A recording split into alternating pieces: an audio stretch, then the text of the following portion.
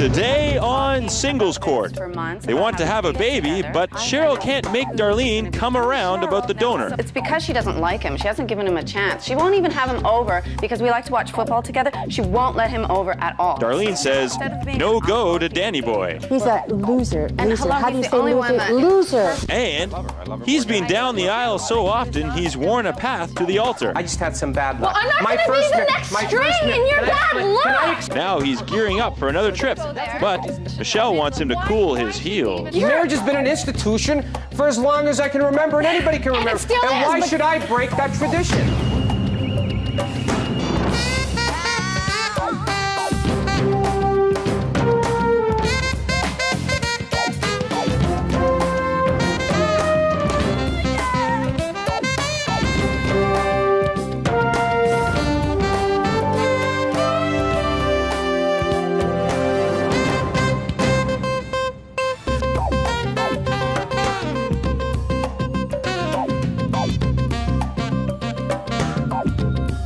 Hi there, and welcome to Singles Court. Today, as usual, we have singles down here who have a relationship problem that they couldn't solve on their own. So they've come here to get help from a woman who is an author, a lecturer. She even owned and ran her own dating service. She is relationship expert Angela Siegel. Hi, David. Hello. You know, it was raining this morning. Yes. And as chivalry did, no one would put their coat over the puddle. I don't think people do that anymore. Ah. They might pick you up and carry you over, but they're not putting their coat Well, down. that'll work. That didn't happen either. Well, you need a Boy Scout, that's what you need. Angela meets Cheryl, she's a waitress, and Darlene, an assembly line worker at a car factory. The pair are looking to get pregnant. Cheryl thinks her brother Danny is the most suitable donor. Darlene is not convinced. She thinks Danny's just a little too rough around the edges. I call it baby makes three, or three make baby. Well, Hi. Cheryl, you have an issue. Sounds like there's a baby involved. What's going on? Yeah, okay, I will tell you because if she tells you, we will be here forever. Cheryl. Okay, we have been talking about this for months, about having a baby together. Okay. I'm going and to have it's- the baby. And she's going to have a baby, and it's really exciting, but it took us a while to get to that point that she would have it. So now that she's going to have it, she thinks that she owns it completely, Cheryl. and that she can say who is going to be the donor. Cheryl. Now, so Okay. I had the best idea We've is been that it would be together for- Danny, my brother, who is my twin brother, and how closer can you get than my twin brother? And she Exactly. doesn't want to. And my point, I cannot believe it. If you'd let me, my point, Angela, is that this will be our little family. Right. And to be sort of kind. Family. Family. Yes. Oh, just shut up for a minute. Okay. I was going to say the same thing. Okay. Her twin brother, if you could Danny, she wants to be the father of the baby, and I think that this is going to be our little family, and it shouldn't be complicated by having siblings or anybody that knows us involved. Okay, but It what should you don't just be understand our- about Danny. Well, she has a point, though, because What? if Danny, well, what would be the point? The point would be that if Danny is the father and knows he's the father, then that's somebody that you're going to see for the rest of your life. He's Okay, your brother. but you have not met Danny. No, okay? you have not He is met going to be Danny. involved But anyway those as an facts uncle. wouldn't change. Yeah, but he is not the parenting type. You have not met him. He is not interested in anything else but his car. He could not even handle Angela, having a cat. that's We had to take Toby because he kept forgetting to feed her, so that's why we have our little cat now. So he is not interested in changing diapers. Okay, he will but- not be involved. That is not But a problem. Cheryl, what about you in know 5 or that 10 about years Danny. from now? Cheryl, Sorry. here's the issue. No matter what, whether he's interested or not, he will still be the father of the child. Exactly. So And do in you fact- understand, at least what she's saying is that you can't change that based on his personality. And if Yeah, but he's still going to be around as the uncle. And in so 5 what or 10 difference years, does it make? If Cheryl, he's going to be okay, maybe Yeah? right now, but in 5 or 10 years, maybe the child, little Danny or little Daniela in this case, may want to visit her father, and her father will take her to. Well, no, I have a better question, because she's right. The credits will be rolling when you're done. What about the fact that this child would know that that's the father? I mean, would you not tell the Well, child? I think that honesty is always the best policy. Okay, so so now- instead of being an uncle, he will be, I guess we will tell the child when it's a good time. But Angela, the the issue thing is, it's Danny's not gonna... not daddy material to anybody, let alone Yeah, but to that's, our baby. But see, first she says she doesn't want him to be involved as a father, but then she says he's not good enough to be the Angela, father. So I don't understand. Angela, you want to he's go an to a sperm alcoholic. donor, and it's a donor. He's Yes, going to be I a would. donor. But I guess the part that I'm trying to understand from you, because I'm really trying to understand your argument. Thank here. you. I'm trying, but it's difficult because the part that I'm missing, I guess, is where you feel like it's better knowing who the father is than it is going through a donor program where there's no involvement at all. Okay, she says she loves me. and she says she wants to have a child with me. So if you want to have a child with me, what better person to go to than somebody who has like shared an ovary with me, which is the same gene pool. First of all, and I don't know where you took class, but he ain't sharing an ovary. Okay, isn't he? Okay, well he's sharing something. I hope not. If not, your mom was in trouble. I do admit that I like the idea of a twin donor. That is an interesting idea. Thank you. It's like you can't get closer to me than to my twin brother. But this is not genetic court. This is about relationships. Okay, so but this is a problem for her. And she's like completely insulting me and my family by not wanting to have my child with. Why do you take that as an insult? Well, because she doesn't let him over on Sunday afternoon. It's because she doesn't like him. She hasn't given him a chance. She won't even have him over because we like to watch football together. She won't let him over at all because she doesn't like him. Darlene is the reason based in the fact that you don't like Danny, or would it be if it were anybody? I said Darlene and you answered. This is what it's like for me, like day in, day out, day in, day out. Okay, Danny, let me just describe Danny to you. He's very sweet. He's an alcoholic. He's got a almost criminal record. He drinks about the same amount as you do. You didn't answer the question. Yes. Is it Danny, or is it the idea that it's a twin brother family member? It's Danny. So if it were another family member, you would accept it?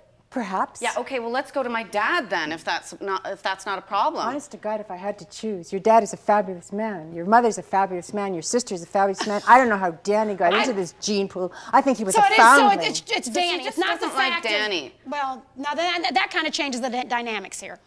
You know, can we talk to Danny? I want to talk to Danny. Yeah, I can get him on the phone. I mean, because I guess the thing that I'm trying to understand, you don't like him. I see that. She's never liked him.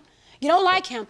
But do you have any issues with the fact that, you know, the family member is going to be coming around the child? Do you care anything about that? I don't care about that. It's so Danny. You would use her dad. I would use or her dad. cousin. Sure. It's just poor old Danny. Well, I mean, he doesn't deserve to procreate. Okay, I've got Danny on the line. Exterior. He's okay. All right. He's ready to go. Okay, Danny. Yeah. How are you doing? Not bad. How are you? I'm doing fine. You know about the squabble that's going on here between your sister and her lover? Yeah. Okay.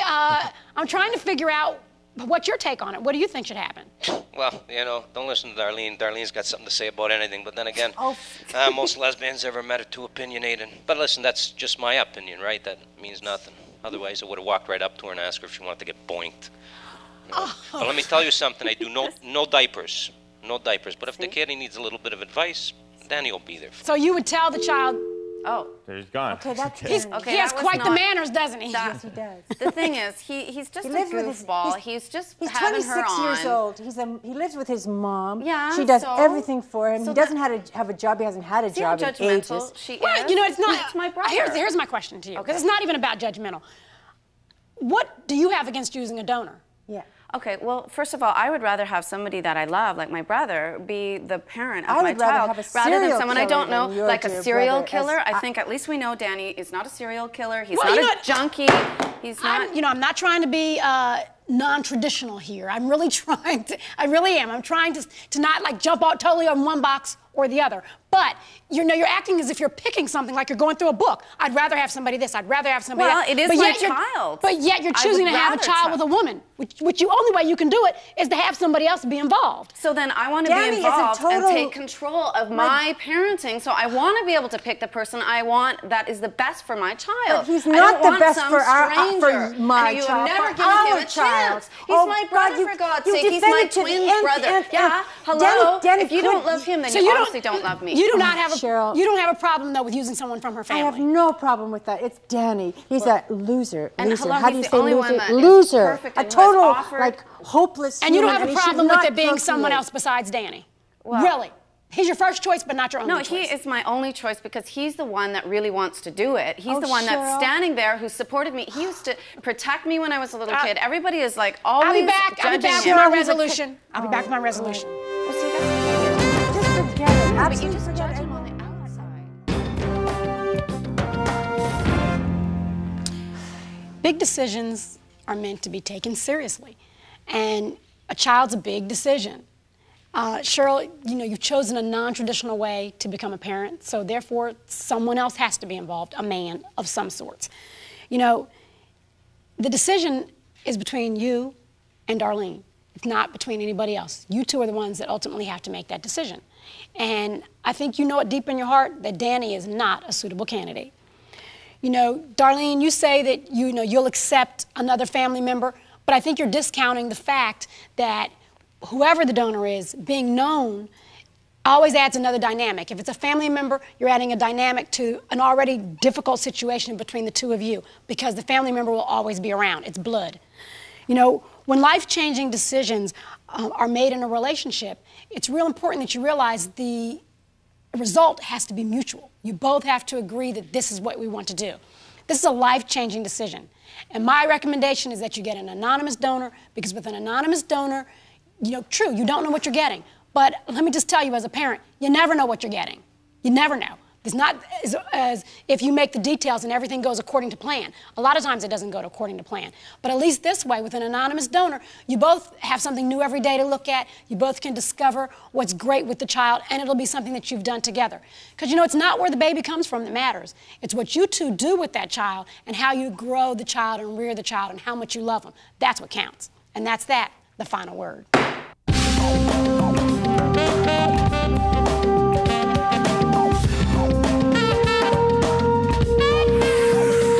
Next on Singles Court. I love her. He's been down the aisle so often, he's worn a path to the altar. I just had some bad luck. Well, I'm not going to be the next string in your bad luck. Now he's gearing up for another trip, but Michelle wants him to cool his heels. Because it didn't work out for her, the whole world's not supposed to get married. No. Because it's the wrong thing to do.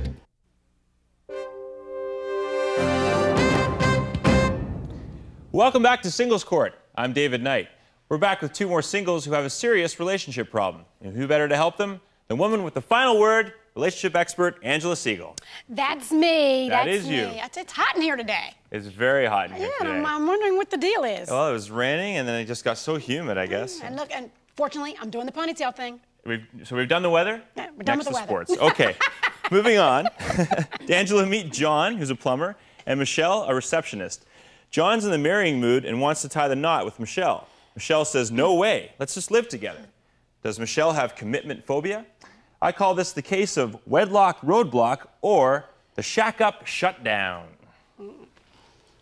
Well, John, it seems as though you're on the, wedding truck. You really want to get married, and what's wrong? No, to me, nothing's wrong. Been seeing her for a year. I'm an old romantic traditionally at heart. I bring her roses or champagne. I love her. I love her more than anything in the world. I love you too. I totally love you. You know that. The issue is not that we don't love each other. And I want to make a commitment to you. I want to move in together. I'm there for that. I just don't want to get married. All right. You want to make a commitment? Then you marry me. No. I don't want to get married. I have a question for you, Michelle. Why do you have to live together? Why can't you just be committed to each other, monogamous? Why do you have to live together? Well, I mean, if we want to move the relationship to the next step, let's do that. Let's live together. But why? Who says that's the next step? I mean, what's wrong with the way it is? Well, I don't mind it the way it is, actually. Okay, well, let's ask John. He's itching to get married. John, what's wrong with it the way it is? You're monogamous. You only see each other, correct? Yeah, absolutely. Marriage is an institution, all right? I want to declare my love for this lady. No, I want the world to know I love. I want people to pick up the paper. Move in with me then. Just make a commitment as a couple. Can you let me finish? Go ahead. Can you let me finish? Go ahead. I'm letting you. All right, let me finish. I want people to pick up the paper and say, John and Michelle got married. Isn't that nice? I want to put my mailbox out and say, that's Michelle and John's house. But we can have everything. Hold on a sec. We can have everything you want if we live together. No, we can it's have living all in those sin. things. Living. Please don't go there. Isn't that what they call it? Living in sin. Okay, living I'm sorry. in sin. Oh, so you're willing to sleep with me? Yeah, exactly. But not are you going to pick the Come on, things? this is the 90s and 2000. You're talking about sleeping. John, come on now. Now your argument is really getting thin. First you said it's living in sin, but yet she said you sleep together. Something wrong with marriage? What are you like picking the things? Nothing's wrong with it. I guess my question is, you say you want to take it to the next level. But my question is still, what's wrong with it now? Why do you have to live together? Why do you have to be married? It's very easy to walk out when you're just living together. When you're married, you got a house, you got a dog, you got a... Back up. Before you move the moving truck, why do you even have to live together? I think we both You don't want to live take together, and you don't want to get married. I would like to. Why not do either? I would like to live with you. I want to share my life with you. I love you too. I want to share my life with you. But I've been married. I was married when I was 24, and I thought it was. You know what? I thought it. I thought it was everything. It was my dream. I stood up there in front of all my family and friends and had someone declare their love for me already. I did that, okay? And 6 months later, he skedaddled off with someone from his office. And I don't want to do that again. And I'm not going to do it again. But it doesn't mean I don't love you and I'm not committed to you. Okay, Back to my question, which you all still have not answered. Why do you have to do either? Because we love each other. Because we love each other and we want to be together. But do you not love each other now, even not living together? No, listen, she just told you she got married, it didn't work out. Now, because it didn't work out for her, the whole world's not supposed to get married. No. Because it's the wrong thing to do. Okay, it's the wrong thing to do. Didn't work for her. Don't get married. It's the wrong thing to do. It didn't work for Michelle. I don't understand. And I get punished for it. You've been married 3 times yourself. He's been married 3 times himself. So don't say I'm punishing you. So you have 3 different mailboxes with all these names on it, and 3 different ads in the paper. You know, listen. That's a good question, though, Angela. Why should we even move in together? Well, I mean, I don't understand the big rush. Now, let's talk about the marriage thing. I mean, you've been there enough. Why is it so important to you? I don't understand why. I guess I'm missing something. It doesn't mean anything, my marriages, obviously. They were bad luck. You know a gambler has a streak of bad luck? Oh! No, is marriage a gamble? No, I'm saying, you know how a gambler has a streak of bad luck. Well, what happened to me is basically the same. I just had some bad luck. Well, I'm not going to be the next string in your bad luck. Can I explain myself to her, please? Yes. All right, don't interrupt. Okay, my first marriage. Don't talk to me like that. I'm sorry. I'm just a little edgy right now. Shut up, I want to tell you my dream. Shut up, I want to tell you my dream. My first marriage, I was 19 years old. It was very obvious. Okay. Too young. We separated. Our parents supported us. Our parents paid for our rent. We just weren't ready to get married. Okay. She went back to her parents. I went back to mine. My second marriage, after about 1.5 years of marriage, my wife had a sexual awakening. All right. After a little bit of therapy, she decides to leave me for another woman. I was a good provider. Yeah, it's a bummer. That's I don't bad blame you. I've never held this against you. My third marriage, I dated her for 2 years. I was very careful. We dated for 2 years. And for those 2 years, she was on anti-migraine prescriptions. I think that she was an addict. She wasn't an addict. She was. You made a bad choice. Just admit it. Just live up to it. She wasn't an addict. Give your head a shake. She wasn't an addict. What happened now, she was on anti-migraine medication. We got married a month after that. She came off of it. And then she figured, she turned into a monster. So then that marriage dissolved. And that marriage dissolved. So because I had a bit of bad luck, I'm not supposed to try it again? You know what my friends are saying? They're saying, Michelle, why are you going to even live with a guy who's been married 3 times? Are you who cares what your friends say? I do. Okay, no, you with this. I don't care what your friends say. I don't care what the community says. You with yes, your you do. I do not care. Okay, come back. All right. More about a piece of paper. Michelle. Yeah, tell her. See, I'm telling you, relax. I'm very relaxed. Thank you. Back to my same question. I mean, you all have so much energy and anger and his hostility pent up on whether you should live together or get married. I'm back to my same point. Why do either? Because we love each other, apparently. I can tell. What do you mean, apparently? Why, I don't love you? You know, I wouldn't want to live next door to these guys. No noise all night. I'm a good neighbor. Never mind. I'm a good neighbor, okay? I have a question for you, John. I wouldn't cut your grass on Sundays anyway. anyway. Listen to her. She's talking. Why is it that you feel that marriage has to be some next level that you have to be, that you have to get to? Why? Because that's the way I feel. Marriage has been an institution for as long as I can remember, and anybody can remember. And why should I break that tradition? Well, you already broke it 3 times. And I'm not going to go walk down and stand up in front of my friends and then have you break it again with me. Prove to me that you love me by living with me. Michelle. Well, so prove to you that you love me by living with me, then I'll marry you. Okay, guess what? Maybe I will. I'm going to my resolution because you guys, this is difficult. I'll be back. You don't even listen to her either. Like, you don't listen to me and you're not listening to her.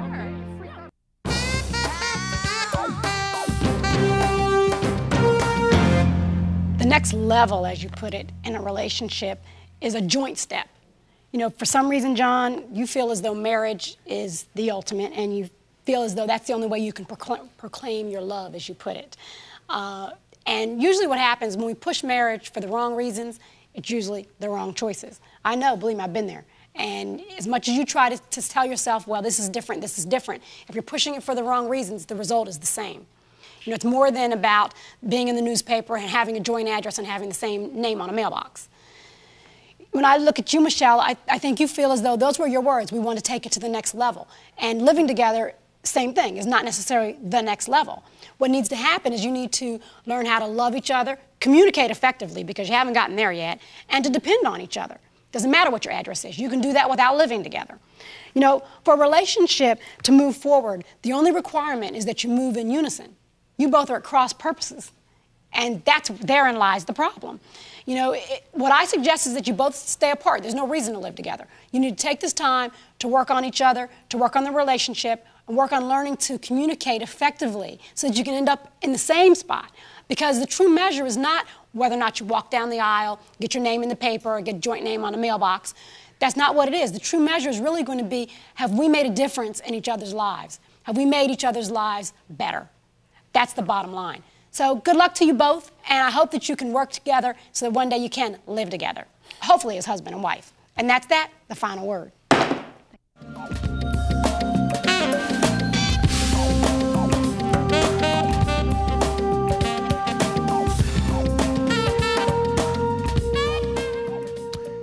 You know, something about Danny, the phone caller from our first case, and our good friend John from our last case seemed to rub me the wrong way.